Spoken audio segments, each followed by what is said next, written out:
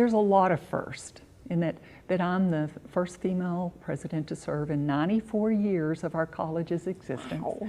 And so it's really neat for me to know, and I'll back up to some of the firsts that I've had, is that Title IX was a federal policy that came along back in the 70s, mid-70s, that made high schools and colleges make sure that there was equity in women's access to sports. I was fortunate enough that Amarillo College was also adding women's basketball the year after that.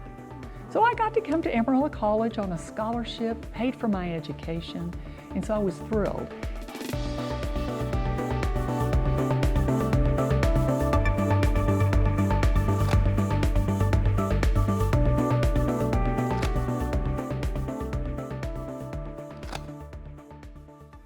Hi, I'm Stevi Breshears, and this is Spotlight On, a series where Panhandle PBS producers shine a light on things going on in the Texas Panhandle. Today, I'm in the Gilvan Broadcast Center with Annette Carlisle, chair of the Amarillo College Board of Regents, and Denese Skinner, the interim president of Amarillo College.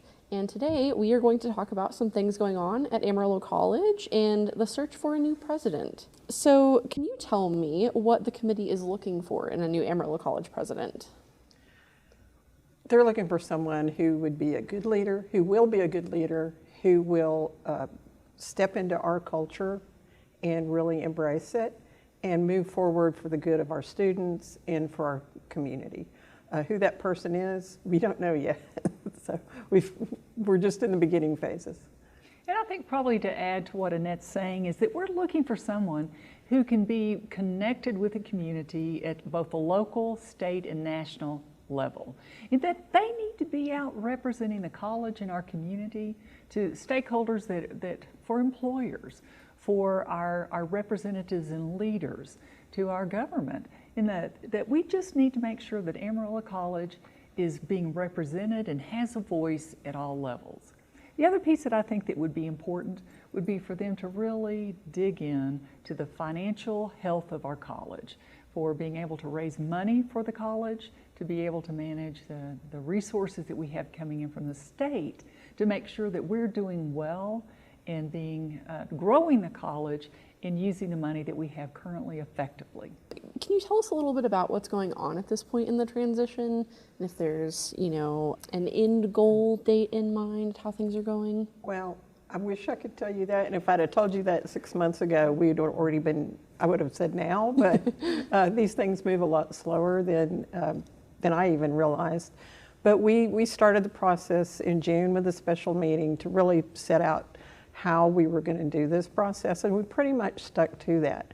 And I've asked our finance committee, the 3 members on that, and another regent to work with 4 members of the leadership at Amarillo College to vet our search firm options. And we've gotten our request for proposal out. We got 4 folks apply, or 4 organizations. They vetted those, narrowed it down to 2.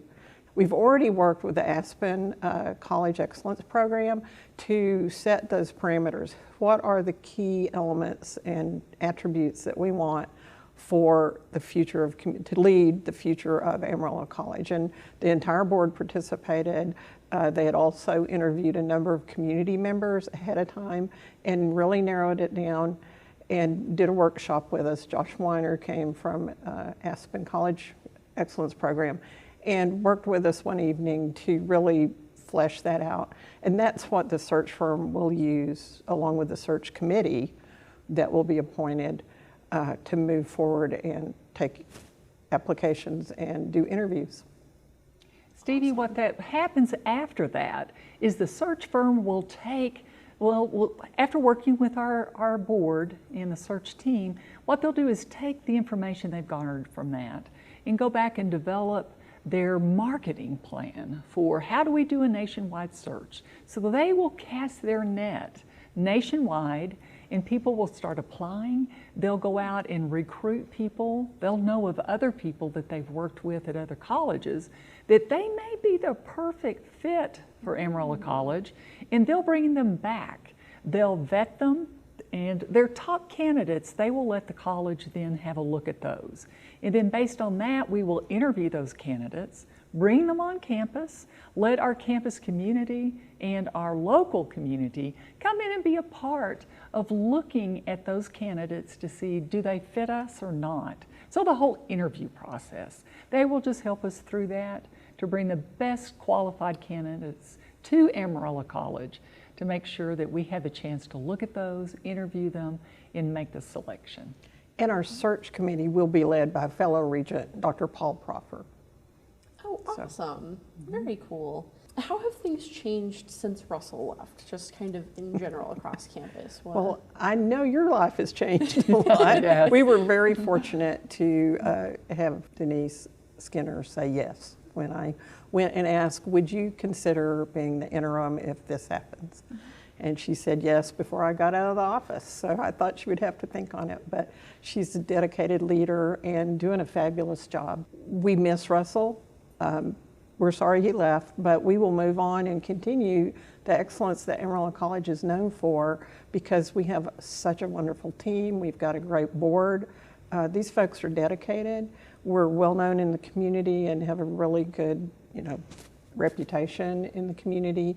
And we're doing, day in and day out is the work that gets the students across the finish line. It's not in the president's office so much as it is in what the folks in the classroom and in the advisory area and all those other support systems, what they do. And we're only ramping those up. I mean, I saw the new signage on the enrollment center as I was driving up. That's great. Yes. So all that's really just continuing to move forward. Denese? We have such a strong strategic plan and the buy-in from our employees that Russell and our board's leadership in his tenure here, it's real clear what we need to do.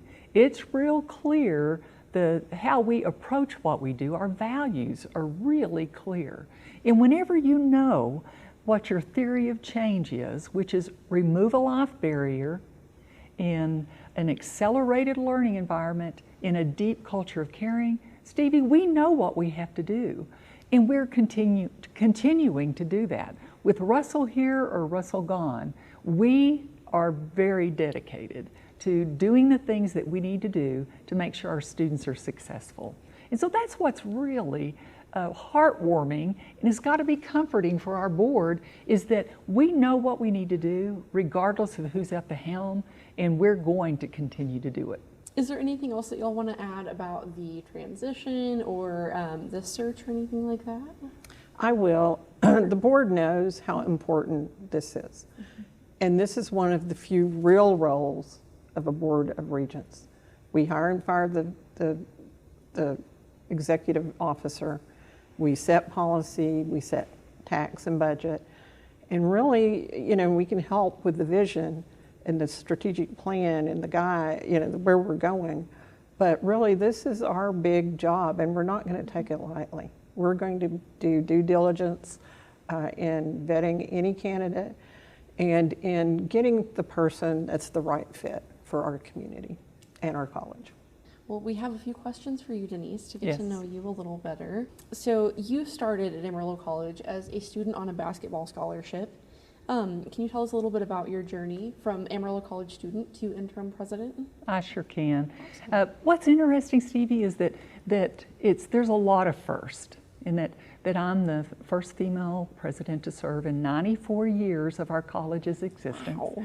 And so it's really neat for me to know, and I'll back up to some of the firsts that I've had, is that Title IX was a federal policy that came along back in the 70s, mid-70s, that made high schools and colleges make sure that there was equity in women's access to sports. So I played on the first girls basketball team that Amarillo ISD field at Amarillo High, so I played there. Was fortunate enough that Amarillo College was also adding women's basketball the year after that. So I got to come to Amarillo College on a scholarship, paid for my education, and so I was thrilled. I've got shadow boxes of all the first memorabilia from great. Amarillo College that I have hanging in my office. So it's just really neat to look back on that and know that you were part of the first there. I went on and played at UNLV in Las Vegas and finished up playing at Texas Tech. I was one of the first women to transfer from AC to a Division I program, and I was happy about that, to be able to do that. Got out and coached and taught for 7 years. I was typically, most of the time, the only woman on an all-male staff because I was in small schools. Loved every minute of the coaching. Moved out of coaching and got into higher ed at West Texas A&M University. I was in that role many times. I was promoted and put on different projects. Many times I was the first woman that served in many of those leadership roles. So it was neat to go through that. And then I came recruited to Amarillo College.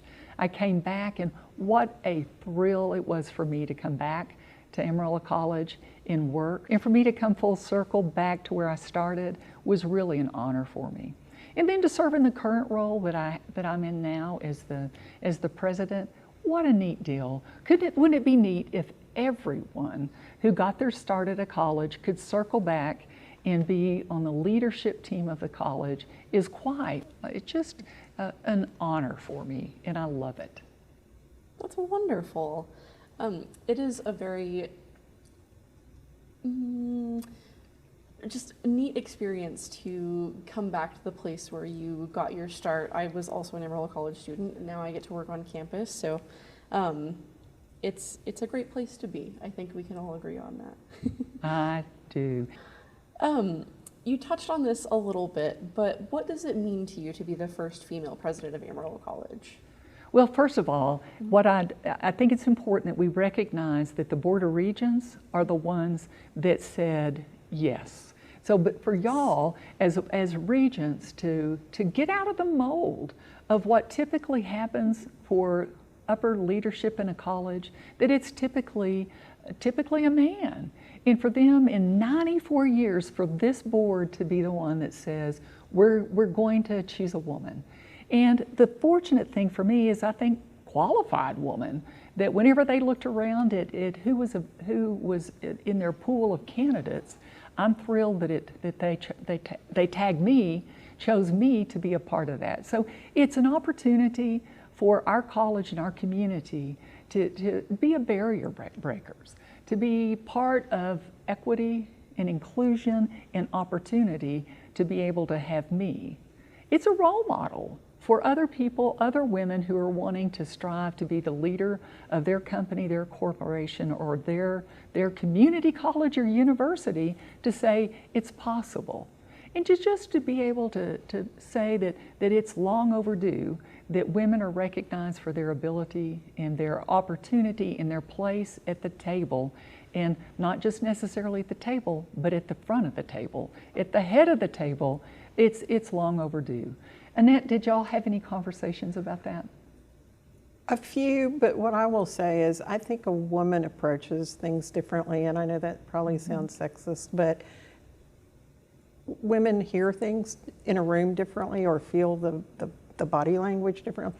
And this is, not always true. There's certainly folks who don't, women who don't, or men who do. And, and they also look at things differently. Any individual is going to look at things differently than their predecessor. And, maybe see some things that need cleaning up. So I think Denese is well on her way to reevaluating some of the things that were kind of in limbo. Not that she's taken on brand new stuff as an interim, but she's looking at things that we're already involved in, already spending money on, and saying, is this the best use of our resources? And are the right people leading these things? And she's really doing an excellent job of saying, okay, we need to pull different people together, do different partnerships in the community, whatever, to really move us forward in areas we're already involved. So. But part of this, Stevie, is I know your question was directed at me, but the other piece that we need to be aware of is Regent Carlisle. Absolutely. In that many of the things that she's done in her career and with our board, it's women approach it differently. She is the chair of our board. And I think that... I'm not the first female chair of the board. But there hasn't been a ton of them. No, no. And that the opportunity for women to lead, as Annette says, you look at it, it's a different culture, you see things differently, you interact differently, you communicate different. So it's an honor and a pleasure to be serving, and I know Annette feels the same way. Yeah. And you're so right that, you know, any one person will have different life experiences and approach things differently and see different things that need to be done. And that's especially important at a place like Amarillo College, where we have students of such diverse backgrounds. And, you know, we need people in leadership positions who see things differently and understand those different needs and approaches. So I think that's very important. Well, one thing you asked about earlier is, what are we looking for? We're looking for someone who has the same kind of passion about doing this work that most of us here do. Denese, what are some of your goals personally for your time as interim president of the college? Stevie, we have to continue our work on student completion and whatever that picture looks like, and that we need to have access. We've got to have more of our students in the community that need higher education, whether that's a certificate, an associate's degree, or whether they plan on transferring. We need to make sure that the college is still doing an excellent job there. So that's key, first of all, is that our primary mission is educating our students. We need to continue our focus there. The other piece that I would like to continue on, two more, I have threes. So the second thing that I think we need to continue to focus on is our funding. And that House Bill 8 gave us an opportunity to be funded not for our contact hours, but for our completion, for success things that we do. So for example, dual credit students who get 14 hours of credit, we get more funding. Our students who transfer after 14 hours of credit, we get more funding. So for the certificates that we do, for whether it's a level 1 or level 2 certificate, we get funding for the success that we have with our students rather than how many credit hours they take. So we need to figure out what the formula is, how do we capitalize and be able to do a better job of getting students to those marks. And if we'll do that, we'll continue to have the success. But the funding model changed this year, and that's going to be a really strategic thing that we have to make sure that we're on top of. Perfect. Annette kind of touched on this earlier, but what's the adjustment been like for you from Vice President of Student Affairs to interim president? There's a whole lot more gears turning at the president's level than there is in student affairs. So that has been a real eye-opener for me. You know, you think you know what's happening at your college as an employee and as in student affairs as the VP, you know what's happening. Well, when you go to the next level, it gets more complicated, it gets more detailed. But what I've found and what I know now is that my ally is the Board of Regents, especially Annette. Annette has been a wonderful mentor for me, a good sounding board. So I've found that my relationships with the board, and especially with Annette and the other cabinet members, have been invaluable in that you can't know everything.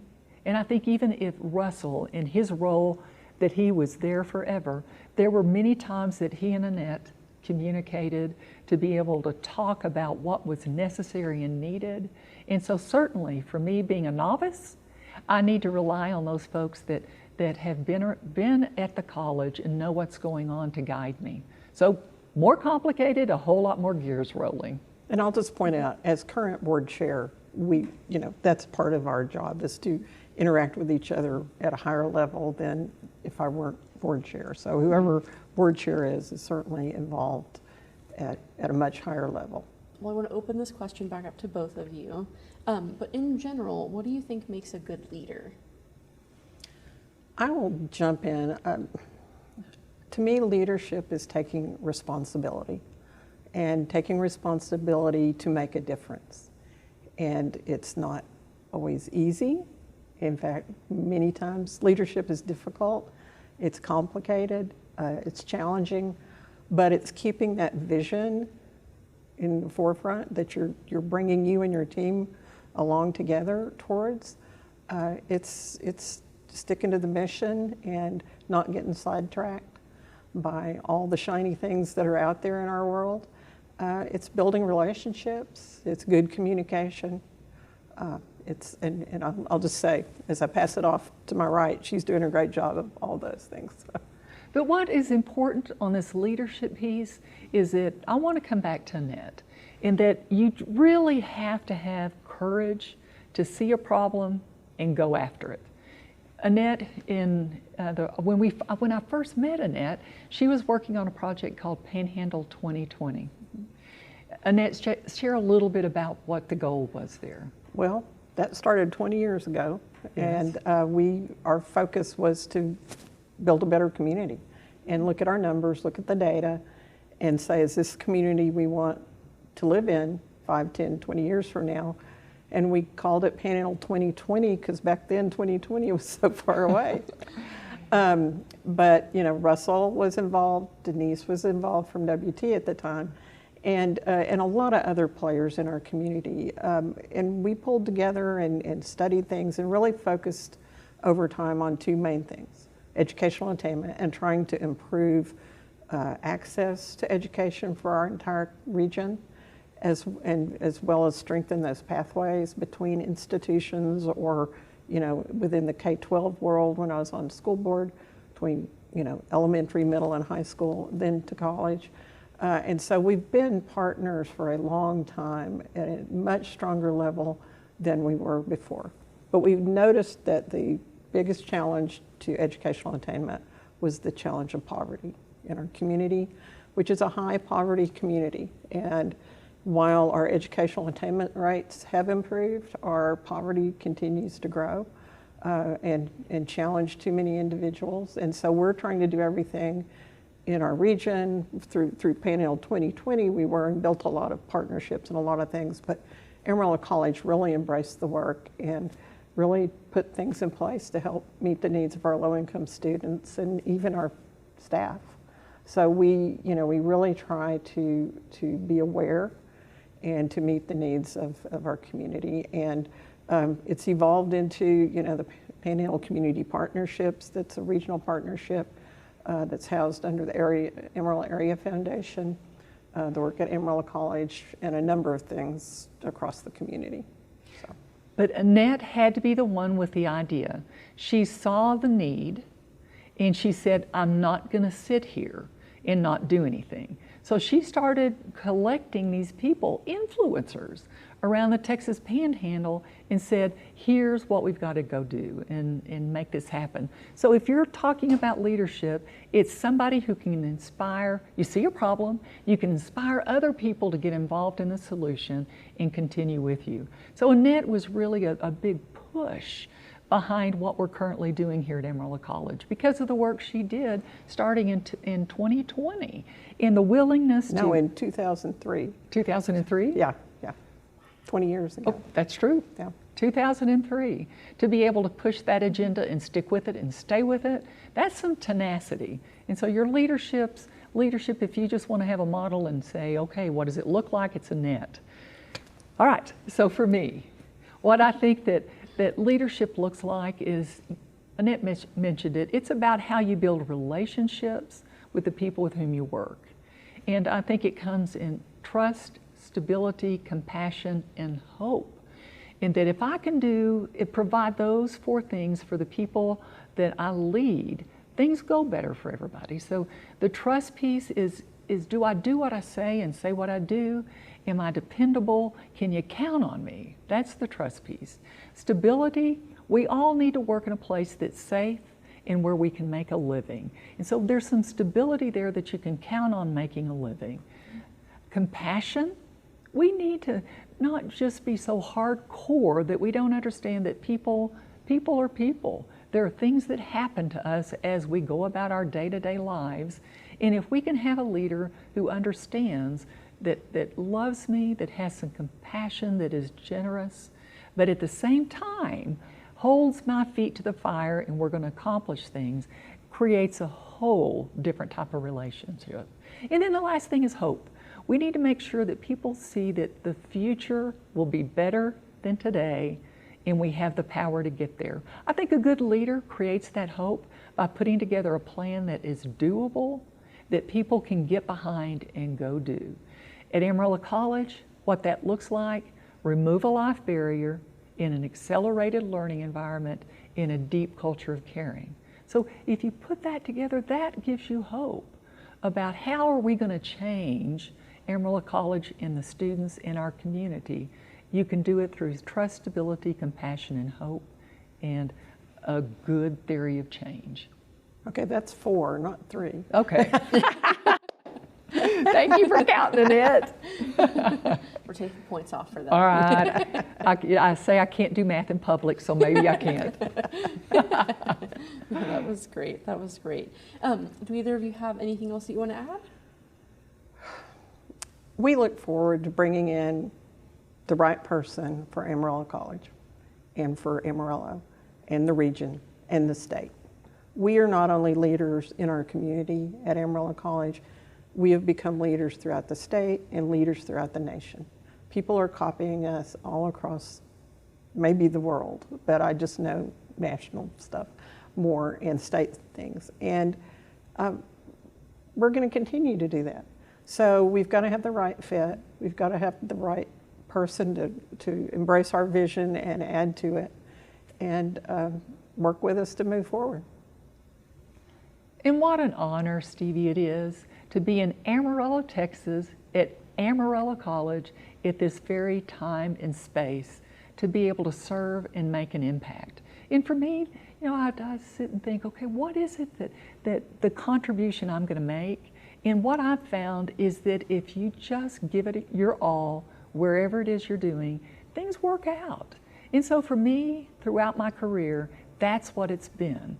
And to be able to be here at Amarillo College and serve our community in this capacity, what an honor it is for me.